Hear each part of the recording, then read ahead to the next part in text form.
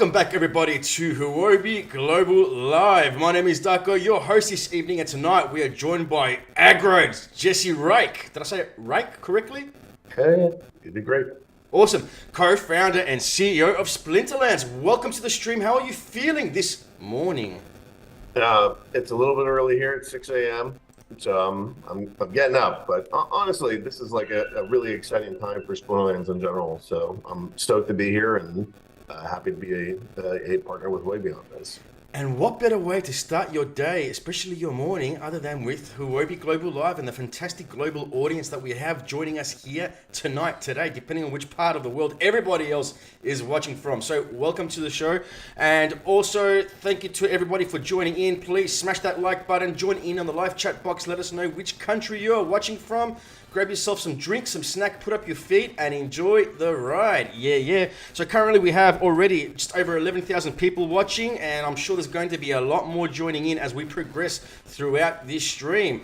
So tonight we're going to be discussing building long-lasting Web3 games amidst a crypto winter, which is, very exciting to a lot of people, but to some others a little bit confusing as well. So tonight I will be asking you, I say tonight because it's nighttime here, morning there for you, but tonight I'll be asking you a series of questions, pick at your brain a little bit, and we'll see what we can come up with. So without further ado, before we get into the series of questions, could you maybe just give us a really quick background about yourself and how you got into crypto and why? Sure, I took a really weird path here. I'm a PhD chemist. So I went to grad school down at Texas A&M, worked with a lot of young military cadets, started teaching at a military college, and I was a professor of chemistry. Yep. And my daughter was so colicky when she was born that I couldn't keep hand grading. So I had to work with a online homework system, and it really helped my students learn. So I called the publishing company and said, hey, this thing get a 50% improvement in my kids' grades. They're like, great, that's amazing. Why don't we pay you and you can go tell all these other professors about it? And that started with just some online calls that then turned into a full-time gig and traveling up and down the East Coast. And that company got purchased by a $5 billion per year publishing company. Oh, and then I had this whole sales team up and down the East Coast and was working with Harvard, Brown, Yale, Ohio State, all these other giant schools. And I just got this career in publishing, and a lot of people call it the accidental profession. It's pretty funny because I totally never intended my life to do that, and that's where I ended up. But everything changed in 2016. I caught the crypto bug, and I'm like, this is the most powerful technology. Crypto enables peace, it enables prosperity, and it enables freedom. And yes. I'd never seen any tool more powerful than that. And I said, I'm going to devote my life to this. And by 2018, CryptoKitties was booming. I was working on this little advertising kind of platform with my buddy Matt. And at the end of the conversation, we were in a restaurant outside of Philly, and there's information about CryptoKitties on the TV. We're like, this is amazing. And the two of us were like, he said, what we should do is build a game. And I'm like, yes, that's awesome, because as it turns out, in my spare time, I'm a game designer, and we should go work on something and build something, because this technology is amazing. NFTs are some of the most powerful technology in the world, and we should build games. CryptoKitties, we stand on the shoulders of giants. That was an amazing step of progress, but it's just a collectible, really. And what we wanted is a hardcore game, something that you could really sink your teeth into, and ultimately that became Splinterlands.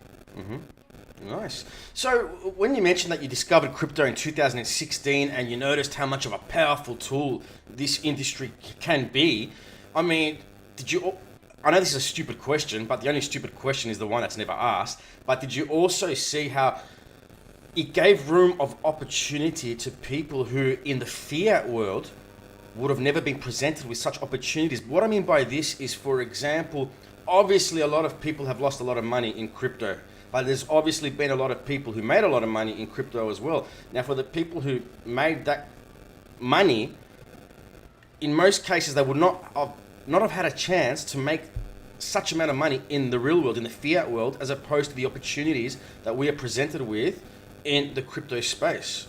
don't you think? Yeah, I mean, this is a $1 trillion industry that was made in less like around a decade. Like that's an enormous amount of wealth creation in a very short amount of time. So absolutely, this is a life-changing thing. The other piece I'd add to that is our game. It's really cool. We have when you play our game, and if you win a match, you start earning cryptocurrency, and you can earn fungibles, non-fungibles, and kind of some in-game items. When and what we allow is rentals. And so there's so many dollars of value that are given out in our game that people will come in, they'll buy digital assets, and then they'll rent them. Yeah. And so, I think you're talking kind of like the big guys, the guys that the whales, the people that invested early in Bitcoin and now they're like billionaires. Okay, we've made some of those, but what I'm excited about for our game is that you can take somebody and they can choose how much money that they would want to buy for NFTs, and that then becomes their digital asset, their digital property, and then they can rent that out to people that want to go play the game because they're trying to rent the cards to earn. And so you have this kind of class of those with enough extra cash to own a set, own a collection, and then they get this kind of passive income from the people that are playing. And I've rented houses before. You have to deal with like busted gutters. You have the government that comes in and they're like, hey, you got to do this and that and that. And then you have, your lawn to take care of. And it's like a pain. When you deal with these like digital properties, you push a button and somebody gives you money. I mean, it's like the easiest form of, passive income that I can imagine. So stuff like this is great where now as somebody that's on the wealthier side, I could come in and be like, oh, I got some extra money. I'll buy some cards. I'll park it. Maybe I'll play. Maybe I won't. And if I don't want to play, I'll just rent the cards. And somebody else on the other side of the world that would never have access to like $1,000 piece of equipment or like a $10,000 anything. Now they can come in and be like, I'll be a scholar or I'll be more entrepreneurial and I'll go rent these things. And they can go get income by getting access to these kind of digital properties and earning with them. And so that to me, when I talk about peace, prosperity, and freedom, that's the way that we sort of bake this into the game where it doesn't matter if you're the smallest minnow or the biggest whale, there's a way that you can participate in this ecosystem and this economy. Yeah, so as you were talking about the entrepreneurial side of things just then, I was actually thinking that people can either choose to play and be a gamer, or they can treat it as their own business as well, minus all the expenses and the headaches on top that you would find, as you said, in a rental property where you've got maintenance costs. If someone damages the property, you got to get it fixed. There's more money there. You've got your council rates as well, which vary from jurisdiction to jurisdiction, whereas with what you're talking about now with the NFT side of things, you don't really have all these added expenses. It's more an autonomous business, if that's the right wording. You nailed it. No, you're very astute. This is what we've thought to do is I played World of Warcraft forever. So, Aggroed Light Hacker is what shows up on the name screen. I was not born Aggroed Light Hacker. That's my gaming handle. Are you sure? Yeah, I'm positive. and inside of this, I played WoW and I was a big tank and ran around and did all these dungeons and I interacted with all these NPCs. And I was like, this would be so much cooler if all of these NPCs and all the people that like ran these businesses, like if you're a Tauron, you'd go in and there'd be like a little bread dealer that's a Minotaur lady is selling you bread, but it's an NPC. So what if all of these were actually people and all of these people had some kind of business operating within this kind of, I guess I wasn't thinking the term metaverse at the time, but within this video game environment, what if we could make it so that like you could live anywhere, be anywhere, work inside this like digital environment, make digital goods, combine them, play games, and have that be like an actual source of revenue for you. Yeah. So yeah, I mean the entire intent of what we're working on is really allowing, like we operate a business and our goal is to make it so that other people can build businesses within our business. Yes. That's what we've set out to do. Nice. Very good intro, very in-depth, very detailed intro. I like it a lot. I like big intros like the one we just had now. So now, let's say I've been in crypto for one day. I just by fluke managed to come here on Huobi to host this. Never heard of Splinterlands in my life. So could you please tell us what exactly is Splinterlands and why should people be excited about the project? All right. So when Matt and I created this thing back in 2018, we looked at this and we're like, there's no way that anybody can get into crypto, right? You're going to trade, and that's like the only application that's out there. There's no consumer facing anything. And so when we started this, one of our major goals is we want to go onboard the masses into crypto. We know that this is one of the most powerful technologies that the planet's ever seen. We know that it can help people. We know that it can advance peace, prosperity, and freedom. So we want to make sure everybody has it. We said, all right, well, how are we going to get people into this ecosystem? And we said, gaming. Gaming is the super highway to get the common folk, to get everybody on this planet into cryptocurrency. So those kind of themes are going to be throughout the product, because we made choices that at the time were pretty weird. But when we looked at it, we said, well, how are we going to get a mainstream audience? Then this is what we have to do.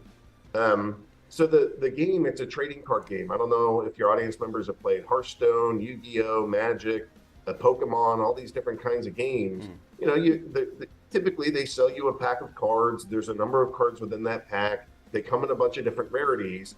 And then, you know, you go to the card shop, you sit down and you play with your friends, play with your schoolmates, play with who's ever there, and you trade with whatever cards people are willing to buy at that one local shop. And that's a really fun ecosystem. It's great to participate in, but it works only really from like 9 to 5 or maybe 10 to 7. And, you know, you can't play, you know, if your brother's sleeping, there's nobody to play with. Like, so you end up like, it can be frustrating because it's not convenient like the internet. And then later on, all these games came out that were like internet-based versions of this, but they were all Web 2.0, so you never owned any of the cards. So like if you play Hearthstone, you know, you buy a whole bunch of cards, and then if you ever like leave the game, then you've just lost all that money, because you know, most people don't want to sell their primary account. So they don't want to like, you just walk away. You're like, well, I spent $300 and that money is all gone. Yeah. And then with these digital trading card games that are built on Web 3.0, what we changed is that those assets are actually NFTs and they live on a public ledger, right? So like, if I stop playing, I can just like sell all my cards. Or, you know, what I try to encourage people to do is like, okay, well, I just had a baby. I don't have the same amount of time anymore. But you know what? I can still rent my collection. So rather than sell everything off, you know, I used to play every day, but now I have all these babies or kids, or I'm going to college, or I just got married, or I got a new job, or my mom is sick, or whatever it is. You know, just go rent your collection for like the next 3 months, and then come back and start playing again, because then you would have still gotten that passive income. But you know, the NFTs are yours, and you can trade and you can do whatever you want. And there's a lot of different ways to earn. So there's like tournament prizes, so you can join these big tournaments. There's guilds, so you can do these guild brawls where you're fighting against different guilds. We're adding land. We have this new tower defense expansion that's coming out. So now you're going to be able to play tower defense style games as well.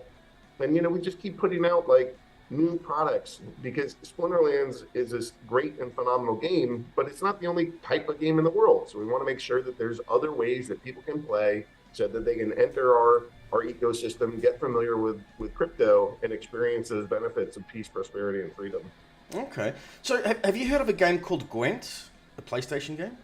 I've heard of it. I've never played it. I'm just thinking if it's similar to Splinterlands. It was like a card game as well, and different cards had different abilities, and sometimes you could see like a power come out of the card and stuff like that to strike another player's card. Yeah, I mean, so this game, it's one of the things that we try to do is make the game feel unique and play unique. So like one of the things about our game is that it's an auto battler. And so like in a standard trading card game, I get 5 cards, you get 5 cards, I get to draw one every turn, and then I'll play a card, you play a card, I play a card, you play a card. And that's kind of the rhythm of the game. Yeah. And that's not what we do at Splinterlands, because what the part of the game that both Matt and I liked the most was like the deck building, the strategy around like, what cards do I put together? And at times it can be really frustrating to play that like very tactical I play, you play style, because it really just depends on the luck factor at that point. It's less strategic, and it's more like, well, whose mega powerful ability popped first? Because that determined who won. And it's like, well, after all this work to get this strategy, it just comes down to luck. That's not as much fun. Yeah. So this game is a little bit different in that the whole thing is a strategy game. We get a different rule set every single match. So every single time that you play, there's a couple different rules that are part. You might get stronger armor or weaker armor, or your ranged attackers can actually attack from the front line, whereas normally they can't. Or magic is weak. There's like a million different ways that the cards get, altered or edited. And it means that there's not one super powerful card in the game. Like it tends to be that, oh, this card is so powerful if the rule set is this. Oh, and this card is useless if the rule set is that. And so there's not like one card that rules them all. It's a pretty wide range, and you have to be strategic. So you get like 2.5 minutes to go, here's your rule set, here's your opponent, here's the kind of cards that they've done in the past, go make a team. And so you pick a summoner, you pick a couple monsters, and the monsters have so many different abilities. I think we're up to like 50 or 60 abilities that they have. Oh, wow. So they have these kind of core stats, armor, health, attack, speed. They have all these different abilities. And, you have to design the perfect team for that rule set against the opponent. And you can kind of see some of the choices that they've made recently. And then the game auto battles. So you watch a replay of what happened, and it takes like 2.5 minutes to go through that kind of round by round thing. And, some of the guys that are used to that, I play, you play, they're like, well, that sounds boring. Why, if I can't play a card, why would I want to do that? Yeah. Well, those kinds of games are typically like 40 minutes, maybe 50 minutes. Our game is like 2.5 and you're done. And Really? Then you're right back into the strategy game. So that auto battler, it just makes it so that this is a very intense strategy game as opposed to an intense tactical battler. And that's the part of the games that Matt and I like. We liked all the strategy, and this is how you pack it in. Yeah, so you pretty much answered my next question, which is how are the games played and what makes them fun. So every game sounds different. As you mentioned, there's different rule sets for different games depending on different cards. And from what I understood, you say you can also build your own decks of cards. Yeah. So, a person would come in, you want to build a big collection. So like a lot of games, we've been around for 4 years now. So we're in our 7th edition, and we're launching an 8th edition of cards. So, there's a lot of cards to choose from. So one of the things that we did is we didn't want like the oldest players to go up against the brand new player and have everybody have to like get every single card in the game to be competitive. So we split the prize pool, and we split the game into 2 modes. So you have the modern version of the cards and a wild version where you can play anything. And so in the modern version, you would just buy the most current cards, and you don't have to worry about, can this play or can this not? You can figure out pretty easily which is the most modern version and which ones are allowed now. And then those guys are going to go compete against each other. And so we want it so that, the decks are pretty affordable. So, to get a strong kind of like, if you were to go on the market and buy cards to play at a pretty competitive level, it would cost you in the thousands of dollars. So it's not as much as a house. It's not a car, it's expensive, but it's not completely unattainable by folks. But again, part of what you can do is you can just rent cards. So again, somebody else could go kind of like buy a whole bunch of cards and field the team and let you either play the deck and split rewards with you, or you could rent the deck, or you could rent individual cards. So there's like ways that you can do this for dollars per day instead of like, a $10,000, stake to begin with. So. Yeah, well, speaking of rent and dollars which are involved, so what is the main currency or token of Splinterlands, and how is it used in the game? Yeah, so our primary governance token is called Splinter Shards, and that's what's trading on Huobi. And it's a governance token. So, Bitcoin was so innovative because it was like the first digital money that's like decentralized and owned by the people. The people that are running this network, they're the ones that own and mint new tokens and operate the Bitcoin network. Yep. And we've seen what that's done for Bitcoin. Bitcoin's this like amazing piece of technology that, again, we stand on the shoulders of giants. Satoshi was absolutely brilliant in what he was thinking, and this implementation of how you do accounting and how you do money transfer it's just magical. And so we wanted to look at that and say, well, what can we do for gaming? How do we build the world's first completely decentralized video game? And so, we have what we call the validator nodes. Some people might call them oracles. Some people might just call them like your blockchain daemon. So we have a piece of technology that we're rolling out where we're going to allow the players to actually own and operate this game. And, we have something like 50 servers or so that run this game at this point. It's like doing Web 3.0 stuff that's blockchain interoperable. It's actually pretty complicated. So we're not going to be able to do everything here in 2022, but we're going to keep rolling out kind of additional ways that we make it so that ultimately, if like Matt and I die and, our company goes away, we want this game to still be operable. We want it so that, the players themselves are the ones that own and operate the game. And so that's what we're leaning towards, and that's what we're trying to invent, develop, and release in an open source way so that anybody in the world could go pick up one of our nodes and operate this game and be able to run Splinterlands. And it's pretty complicated because we're basically doing what Bitcoin did, but for like an entire video game.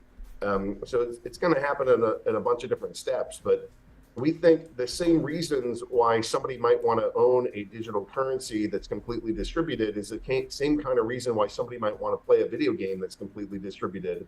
And, from the ownership to the, like, I'm the person that runs it, or I'm running the servers and I'm playing this game, but I'm like a part owner of it and I get to decide what happens in it. We have like proposal voting, and players can make changes to rule sets, or we'll propose, hey, this is what we want to implement. Are you guys on board with this? So it's not a centralized company telling you, hey, this is what's going to happen. It's a decentralized proposal system, and it's got its own DAO. And so, like one of the things that we're doing, we're releasing this 8th set, and it's called Rift Watchers, and it comes out in something like, I think it's the 13th. So it's the 9th today. So like a couple of days from now, we're releasing Rift Watchers. And we as a company are accepting exactly $0 of that sale. All of that sale is all of the proceeds of the sale go to the DAO. So if you're a Splinter Shards owner, you're about to go get millions of dollars of value pumped into the DAO, where you then get to vote on what's going to happen to it. And so, I don't remember Hearthstone or Magic or Pokemon or Yu-Gi-Oh ever like selling packs and being like, well, the users get to decide what's going to happen to this money. Nobody does that in Web 2, but in Web 3, that's like the cornerstone. And so this is our governance token. We try to honor that this is decentralized, that it's the players who own this. They're the ones that get to make decisions about, what should the game look like? How do we distribute rewards? What new features, what new game modes do we implement? And we'll code them, and we have thoughts and ideas, but ultimately it's put up to votes of what do you guys want? And as we've had to go build basically our entire own blockchain ecosystem living on a layer 2 in order to do this. So it keeps getting more and more sophisticated, but we've recently been able to get to like the voting, the proposals, and we're pretty close to actually having everybody run these nodes as well. It's been like a year-long experiment to try to figure out, we do something like 5 to 10 million battles per day. We have like 100,000 market transactions per day. Wow. There's like the scale that we're doing this on is actually quite large. We played over 3 billion battles. So when we built our own like blockchain tech to do this, you got to like test it and run it through the rigor to make sure that it can work at the scale. And we're pretty damn close. So shortly, we think that everybody will be able to run their own nodes in this ecosystem, get paid to run their own nodes. So we call them validator nodes, and they're for sale. And again, like if you buy a validator node, you can earn SPS, but when you buy that validator node, it burns the tokens. So again, we really try to do. There's some portion that is money to the business. Our main Chaos Legion card pack set, that's money to the business. But things like Rift Watchers, it goes to the DAO. And if you want to buy a validator node, it burns it, which means that all the value goes back to the SPS holders. So we try to have this balance between what are the corporate needs so that we can employ the 150 people, or I think it's something like 170 now with all the contractors. Wow. Like there's bills to pay and we got to grow. And then on the other side, we want to make sure, how do we get as much value into the ecosystem as humanly possible? Because it's the guys. How do I support my players? How do I make sure that, the guys that are playing in Southeast Asia, don't have to sleep on dirt floors anymore? Yeah. how do I make sure that I've gotten sent pictures of beds. I've seen pictures of wedding invitations. I've seen somebody bought a condo recently. I've seen people buy cars. Like this is life-changing amounts of money, and it doesn't really matter if it's like $50 and the guy buys a bed to stop sleeping on a dirt floor, or if it's like much bigger money and they buy a condo. Like this game can change lives, and that's again, it's not just our game. Our game is really an extension of the power of cryptocurrency, which again promotes peace, prosperity, and freedom, and why I think that this is like the strongest tech ever to be invented. Which brings us moving forward to the roadmap. So, what does the roadmap look like for the next year? And are there any projects outside of Splinterlands that the team are working on building too? Yeah, I mean, our roadmap is freaking packed. We used to get out like one or two like brand new things per year, and now it's like I got 4 major releases in the next couple of weeks. Yeah. So we have Rift Watchers, which is that like new pack edition. We're releasing a tower defense game, so like a completely separate game. We're doing a pre-sale for that. Tower defense is like a really loved genre. You'll buy towers. There's some spells that you can get when you buy packs. That game, the pre-sale launches in 11 days, so that's on the 20th. So that's like a brand new thing. Nobody in our ecosystem has ever played this before. It'll allow you to do stuff like there's all these summoners and monsters that are in our game already, and you'll be able to stake them onto some of the towers to go improve the strength of the tower.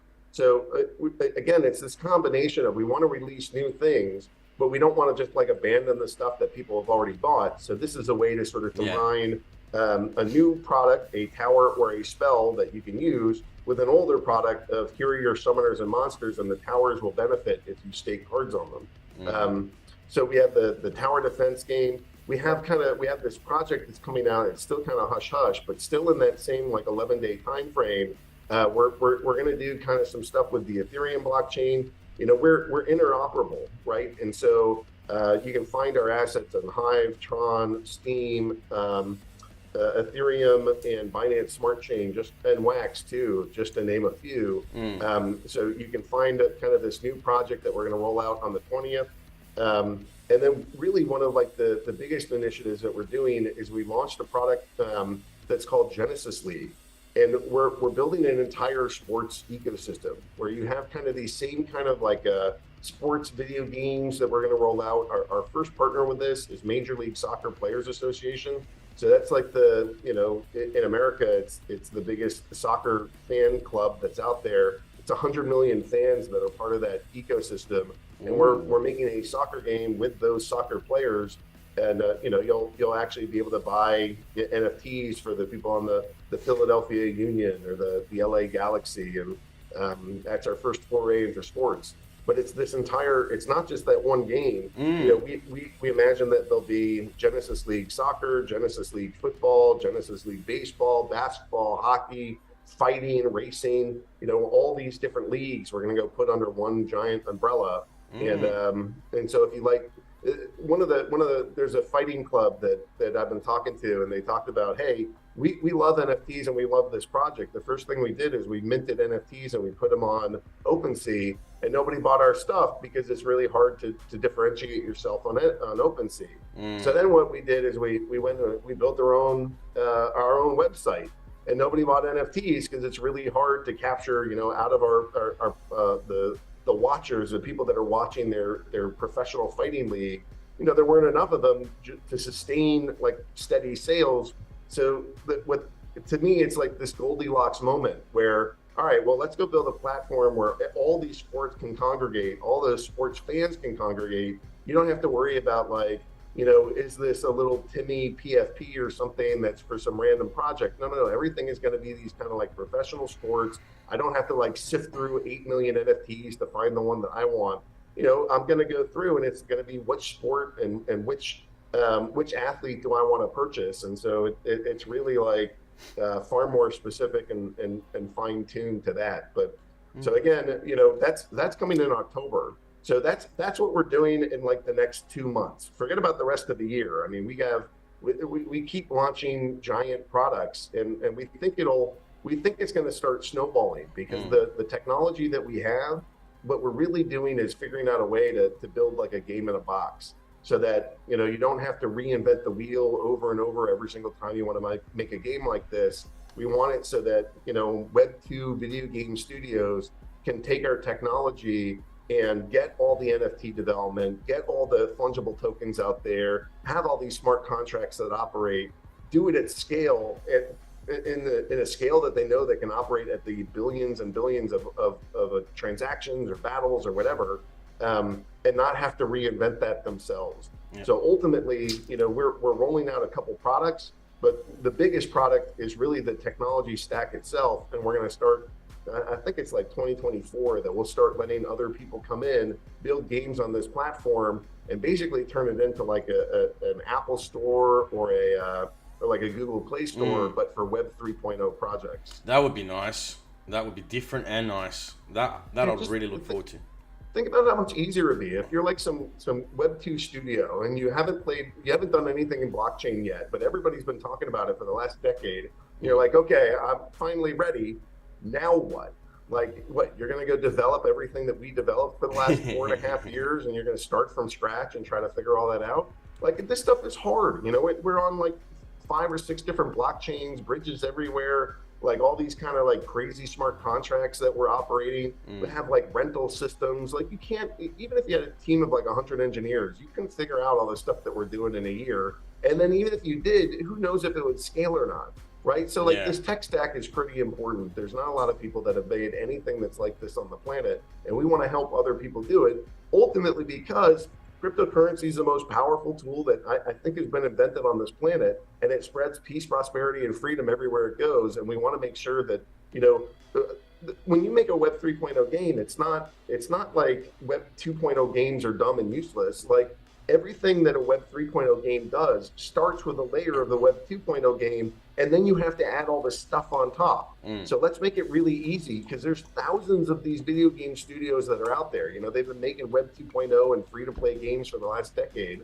You know, rather than like abandon that or say, well, to hell with that, let's just co-opt them. Come on over here. Let's go show you how this next like epoch of gaming works, you know, and we'll show you the ropes, and here are the tools, and we're not going to be predatory like Google and Apple and take like 30%. You know, give us a couple. I was going to say that actually about a minute ago. I was going to wait for you to finish. I was going to mention that. They're so predatory. It's disgusting. It's terrible. Absolutely disgusting. Yeah. And so we don't want to do that. You know, like maybe it's 5% or something, and it's going to be small. You know, something to make sure that I can pay the bills, because it's a lot of like equipment and servers and people that we got to operate to make sure that the tech stack keeps working. But you know, we're not greedy people. The whole point of this is to make sure that everybody prospers. So, you know, we'll take a little bit, and we'll need it. You know, it's not to be greedy; it's to go operate this whole damn thing. But then the rest of that can go back to the games, and hopefully the games are selling things that are like NFTs and these fungible tokens, which means that most of that goes back to the people that are part of this ecosystem. And that's our dream. And that's the way that we think we can all have nice things, you know, rather than just Blizzard or Activision or some of those centralized companies taking like millions and billions of dollars. And then, you know, have they improved the lives directly of like cities and towns and changed the fortunes? They just want to make their shareholders happy. They just want to make money. They're just there for the ducats, right? Like, but I think we can do everything that they can do, give you a good experience, have fun, but then also change your life and your economic trajectory because of the way that we build these games. And I think if I could get an army of Web 2.0 studios doing that all over the world, everybody racing to build the next video game that empowers like their own metaverse, powers their own community, and we can do that on the like orders of thousands and get all these games out. I think that'll actually be life-changing for this planet. Oh, definitely. And that's it's an ambitious goal, but that's what you can do in Web3. I think we're going to change the world with this stuff. Hell yeah. It's amazing tech. Hell yeah. So how many players and guilds are there in Splinterlands, and how are the guilds able to participate in the game? Yeah, so there's usually 2 different ways that you think about guilds. So there's like these yield form guilds. So like you can think of the Avocados of the world, or YGG is another super popular one. Those guys, there are guilds in this game. There's also this other type of guild, which is like the like an in-game guild. So our guilds can house up to 30 players, and that's where you can get these like guild on guild battles. So I got a couple thousand of the like in-game guilds. There's probably 5 or 10 of the like yield farm guilds that are in here. The game, because we're not built on Ethereum, the game hasn't really been discovered by all the like scholarship groups of people, which is part of why we're excited to work with Huobi. You know, you guys have a pretty wide audience, and it especially reaches into sort of Asian markets where a lot of the scholars are. And that's not, you know, we're a bunch of Americans. We you know, we have a big you know, in our Discord, there's Korean channels and there's Japanese channels and there's you know, all like Chinese, Japanese, Korean channels of where people are talking. So we definitely have a presence, but it's not like we were a game built out of an Asian studio. So it's exciting for us to be able to work with, you know, a large Southeast Asian partner that can help, you know, advocate or spread our game to that area, because honestly, there's so many people there that this technology was built to help, you know, improve their lives. It's the kind of that dream of I can play a video game and I can earn a living, and hopefully, you know, there's all these ways that you can kind of like compound the amount of money that you make over here. So like we built on this platform that's called Hive. Hive originally started as like a blogging platform. So what you do is you buy some cards, you play some battles, you earn because of the battles. You go onto YouTube and you go make a video, and you can get revenue for the views from the Web 2.0 platforms. You embed that video into a blog post, and then you can get paid to post. And then there's all these liquidity pools, right? And those are the liquidity pools pay you for like staking tokens in them and allowing people to trade. So I can go take some of those earnings and I put it into pools. And then you can go blog about the pools and what you've done there, about how to use them and the returns that you're getting, and get additional revenue that you can go and put into more cards and buy. And it's this like really compounding factor that like, you know, you start with, there's, even in the bear market, there was an article written recently of I started with $10 and my account's now worth $5,000. Like, and it will happen if you're like attentive to this thing and you make some smart choices. It's amazing how much you can earn, both through active play, through guild play, through tournament play. And so we get these guilds that are in here, and ideally what they're doing is they're helping people to do that process at scale. And they're training their folks on how to do that. Where would you post? Where would you play? What is the strategy? How do we do this well? How do I buy cards on the market? How do I add to liquidity pools? And those guilds can be like really powerful, kind of like teaching hubs to provide education to the players to do all this kind of weird, tricky blockchain stuff. And if somebody is there to hold your hand, then the speed with which you can get access to all these different ways that you can earn is faster, and your ability to earn money within this ecosystem grows faster as a consequence. Yeah, so all right, you have absolutely sold it to me. So for our amazing audience out there, how can they start playing Splinterlands? Yeah, so you guys can go on to splinterlands.com. You swipe a credit card to go get what's called the Summoner Spellbook. So once you have the book, you can start earning. So there's like, this game is like 1% free to play at 99% play to earn. So in the 1%, you can try a match or two, and if you like it, okay, then you buy the spell book so you can start earning. You can buy cards off the marketplace, or you can buy some packs, and then you start getting your collection, and all you just start battling. You know, you pick a summoner, pick some monsters, fight your way up to the top, and you know, every single time that you win a match, you earn. And as you one of the tricks about our game is that when you double your rank, you octuple your rewards. So there's a lot of incentive to keep leveling up your cards, to get better, to get into higher ranks. Okay. So you would go to splinterlands.com, swipe your credit card, buy some card packs, buy some cards off the market, and just start fighting and battling with us.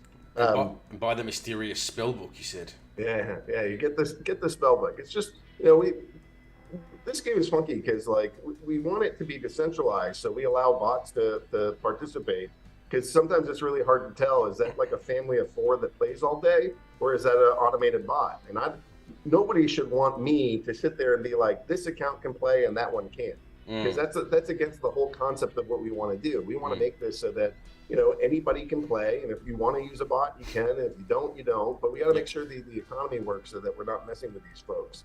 so that, there's not like some advantage to sitting around and playing 8 million battles per day. So we've done a lot of tweaks in our ecosystem to make sure that works the way we want it to.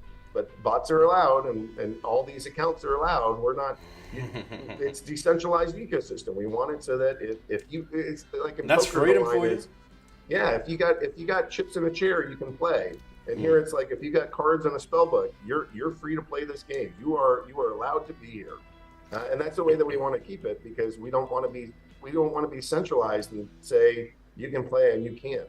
Yeah. So a lot of our players hang out in Discord, right? So there's at the bottom of the Splinterlands, you can find us on Discord. You can find us in Telegram. We're on Twitter. There's like we did 2 million minutes of streaming last month. So we have all these streamers, and people are watching our streams and learning how to play and hanging out as a community. It's almost 24/7. We're not quite there, but we have a Splinterlands channel. We pay people to stream, and there's content that's basically poured out 24/7. Is that on the website? Is it? I don't know if our Twitch stream is. It's twitch.tv/Splinterlands TV. Yep. But you start by just playing, and if all you're doing is playing by yourself, you're kind of missing the point, because where else are you going to find a community of like hardcore gamers that love crypto? So like you come in, you hang out in the socials, you hang out with the people, and hopefully you'll find other folks that you can either rent cards from or rent cards to. You can buy, swap, trade. You can learn strategies and literally just hang out. I mean, so our guys are. Yeah, it's a very active chat. It's not just a game. It sounds more like a whole ecosystem on top of the game. Yeah, that's exactly right. So when we design our games, we think about community, economy, and gameplay. So, your community is really like feeling like you're a part of this thing and interacting with your buddies, your peers, and making friends in your guild. The economy is really around like making sure that there's not major exploits, that if you're a tiny minnow, there's a way to earn. If you're some mega whale, that there's ways to like get passive income from the assets that you parked here. And then for gameplay, we design around making sure that this thing is really fun and addictive. So, that community pillar for us is how do we make sure that these socials are here? How do we make sure that there's tutorials and all the sort of like programming and language and help and doing it in multiple languages? How do we make sure that this is accessible? Because like blockchain is hard, liquidity pools are hard. Playing these matches can be challenging, and it's tough to figure out how do I play, what are the strategies and all this. So that's what we try to make that as accessible as possible. And then when we involve the community, like when they go out there and they start spreading the word, or again, we're built on Hive, and that's a blogging platform. There's all these blogs that are like, come join, or this is how it works, or this is how you battle. So there's like an infinite stream of content that's about this game, about how to play, about strategies, about challenges, about what you do technologically, or how you technically add to pools or whatever. There's like an infinite stream of content to help people. Beautiful. So that's splinterlands.com for everybody watching and are interested in checking out this project, this game, splinterlands.com. And I do believe that on your official website, the audience can find your socials links there as well. Yep, it's at the bottom. So again, all this stuff trades, the governance token trades on Huobi, right? So we're excited to have these guys. They're one of the places where this token sells the most. It's been a really nice boon, and I think it makes it easier. We're already on like a lot of decentralized exchanges, but I think getting on some of the big like centralized exchanges makes it easier for more people to sort of like pop in, get some Splinter Shards tokens, start learning about this ecosystem, and it just makes it more accessible. So thanks to Huobi for helping us spread this game and spread this technology, and honestly help spread peace, prosperity, and freedom to people all over the world. And it's a pleasure to work with you guys. Yeah, Huobi is awesome, and they work with awesome projects such as yours, as well as we are doing right now in this interview. So once again, to everybody watching, splinterlands.com, please feel free to check out their socials, their Telegram, their Twitter, their Discord, and everything else they have. And if you do join their socials, please, once you're in there, tell them Darko sent you and hassle them a little bit. Give the guys a little bit of a pinch if they're working a little bit too hard. So that's splinterlands.com. So now you did mention chain a couple of times throughout this stream. What blockchain is this on exactly? Yeah, so it's built on the Hive blockchain. So Hive is a little bit more obscure because it's down at like The coin market cap is something like 200 or 150 or something. So it's definitely more obscure than, say, Ethereum. Yeah. But it has a couple of features that we really like. It's got human readable names. So Darko, if you were to fight me or I were to fight you, you would fight Aggroed and I would fight Darko. And that would be the account names. And that would also be your wallet address. If I wanted to send money to you on Hive, I would send it to @Darko. Yes. So like, I don't have to check for E15, 22, 9B, 68, and like a string of numbers and letters. It's actually just @Darko. That would be your actual wallet address. That helps. So it makes it more fun because like if I were to fight E16, 29B, I don't have any personal feelings about that. But if I could fight Darko, like, oh, dude, I just talked to him. And I'm like, how cool is this? Oh, you just kicked my butt. I'm going to have to pay him back later. Like it creates a different feeling in the game when you actually know that there's like a person or a persona or sort of this like pseudo-anonymous name that you're fighting. Yeah. And like no gas fees. So like the gas fees is huge, right? Like on Ethereum, it can break everything. Like every single time you wanted to do something, it costs you money. Like and at times the gas fees are so high that like you can have a $5 card and a $100 gas fee. You can't transfer a $5 card under those circumstances. Yeah. So like having this in this gasless environment is really huge. And then the last one is that there's like a recovery system. So like, typically on Ethereum, if you lose your keys, that's it. It's game over. You've lost all your assets. Screwed. Everything is done. And on the Hive blockchain, they have these recovery accounts or like a process to recover your account, which really makes it so that like, okay, I lost some of my liquid, but all of my staked assets, I can go get those back. Nice. Which is usually the majority of your wealth and your value. So between recovery accounts, human readable names, 3-second block times, and no gas fees, this is what we thought that we could really do a mainstream creation on. So we know it's more obscure, but we think this particular chain has a lot of the features that we need in order to do this at the scale that we're doing it on. Sounds very exciting. So what are you most bullish about in terms of Splinterlands? And it could be anything, something that's already existing or something that's upcoming within the ecosystem. What are you most bullish on right now with Splinterlands? So one of the things that we recently implemented is that you can burn SPS in order to get a second token in our ecosystem, which is called dark energy crystals. So on the marketplace, you want things to be stable value. If I list something today, I want to know the number of tokens and the value of those tokens I will get tomorrow. On OpenSea, that's like really hard because it's in wrapped Ethereum. So going up or down 20% in fiat stuff would be really like, wow, that's a major move. In crypto, that's like a Tuesday, right? So like it's hard to list in these fluctuating coins because you have no idea what the value you'll get tomorrow is. So we like these stable coins. And so we have one that's called dark energy crystals. And so you can trade all of these assets for DEC or dark energy crystals. Sometimes we call it DEC. So you can trade all your assets for this. And we recently made it so that you can burn SPS to go get DEC. And I think that it'll do two things. It really helps keep the dark energy crystals stable. And it just provides this burn pathway that didn't exist before for Splinter shards. So there's that. And then the way that we sort of like build all these tools and things specifically to help the community, like the Rift Watchers and having all that value go to the DAO, just the different burn mechanics that are in here. I think there's a lot in this game and in this particular token that I think there's passive ways to earn. There's like, liquidity pools and earning there. There's tournaments. There's just like so many ways that if you're a new person, even if you're like brand new to crypto, that you can come in, start learning about this ecosystem, find income, and you'll keep seeing ways that the founders and the company do things specifically to help not the company make billions of dollars, but how do we help our players earn as much and get as much out of this ecosystem as humanly possible? And if the community disagrees with us, okay, there's a proposal Let's system. vote for it. Yeah. We're no longer like unilaterally just this is what we're doing and this is how it'll work. It's proposals. Yeah. And it's up to the stakeholders to determine, is this what we're going to do or not?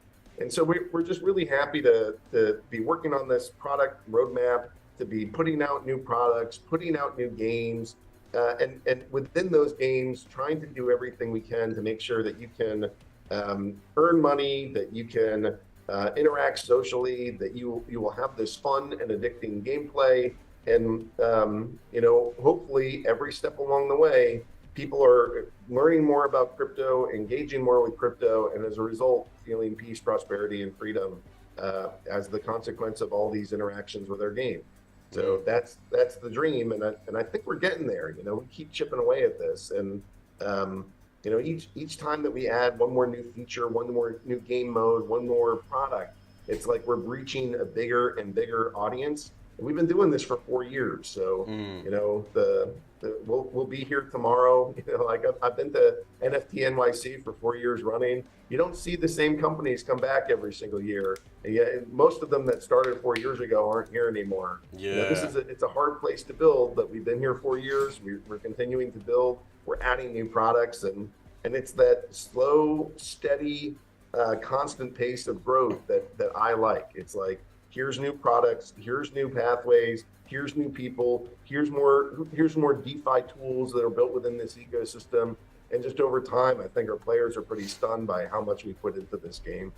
That's awesome. And for those who are watching and missed it earlier, it is splinterlands.com. Once again, splinterlands.com. Check it out. Have a little play. Have a little browse. Explore the website. Learn about it. If you have any questions, queries, or concerns, there's always the socials. They're live 24/7. Feel free to join in and ask any question you like if you're a little bit confused about something or just wish to learn more about splinterlands.com. Check it out. It's free to look at it. Check it out. Splinterlands.com. You can buy the token. You can buy the token on Huobi.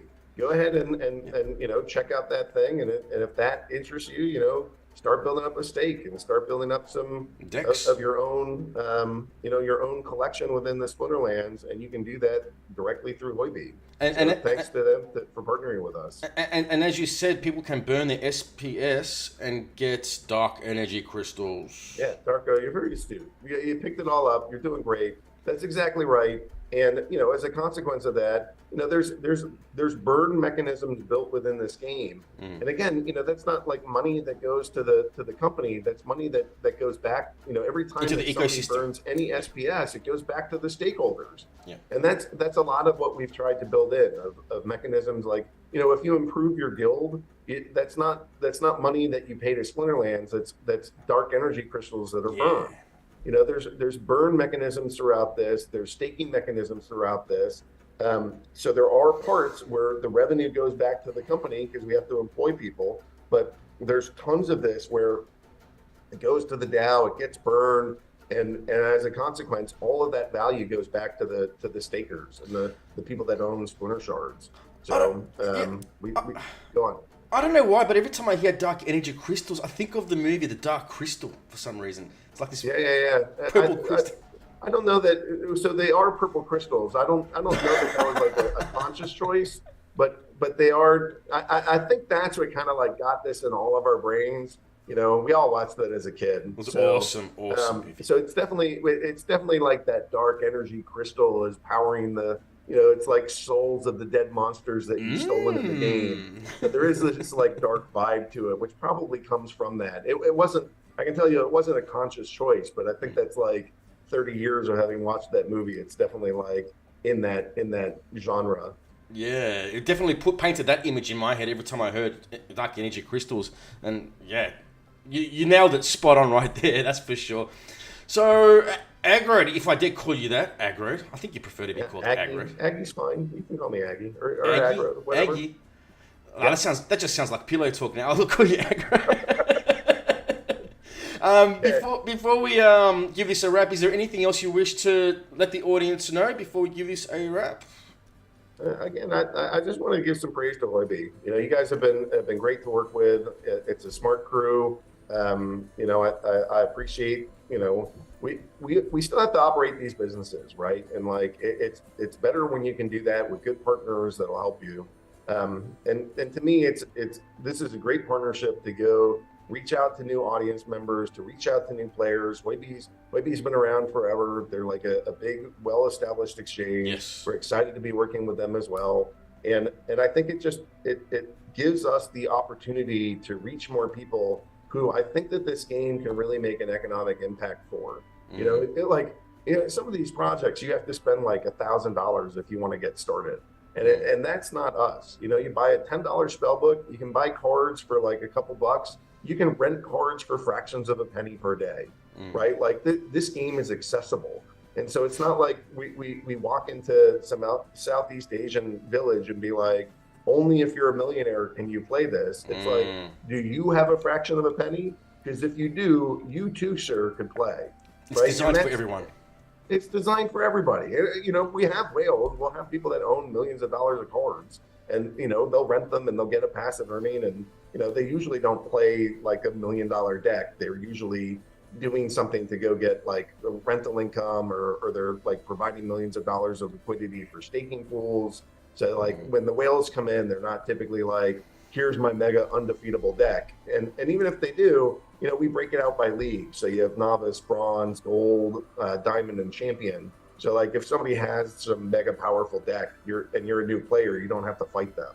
And then there's also this modern league. So it's not like you have to fight every card that's ever been played. You just fight against other people that have the same cards that you do. So, you know, all of that design goes back to this fundamental thought of nobody in 2018 was building anything consumer facing. We want to go build a game. We want it to help mainstream an audience into cryptocurrency. And so we're going to make all of these choices of like keeping cards accessibly priced and adding new features and using PayPal and swiping credit cards. And you know, you start with a username and a password to log in. You'll get a blockchain account later, but we try to make everything as smooth of a transition for your Web 2.0 users into Web 3.0. And we try to make that simple and easy for folks. So so this is a great place to go in your journey. You know, if you're a hardcore gamer, you're going to love the game. It's really fun and exciting. And if you're not a gamer, it's okay, because there's all these different ways to earn and get passive returns because you're providing liquidity or you're renting cards primarily.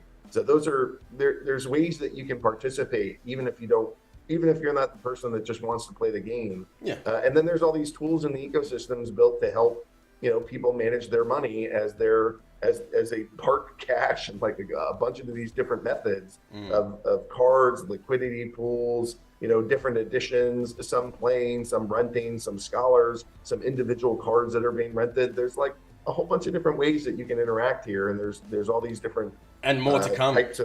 And more to come. Like again, I talked about 4 different projects that are coming in like the next 4 weeks.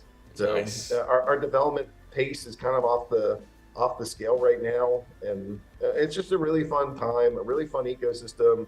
The guys that are here, I love our community. They're thoughtful, they're kind, they're passionate, and that matches our employee base. That these are just like really passionate gamers, and all of that passion helps make for a good community, good gameplay, and I don't know, it helps us get good partners like Huobi, where you can buy Splinter Shards on the exchange. And hopefully that can be your entry point into this game. You know, start with our governance token, stake some of that, and then start learning about the rest of this ecosystem.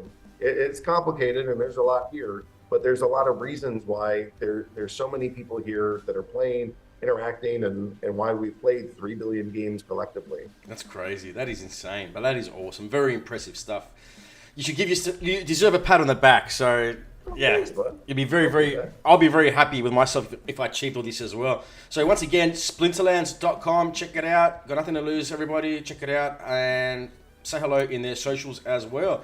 So Aggroed, it's been an absolute honor and pleasure to have you and discuss this awesome project. And hopefully we see you back again in the future with further news and announcements. And you must be in an awesome position right now to be making announcements because we all love those in crypto with so much happening at the moment.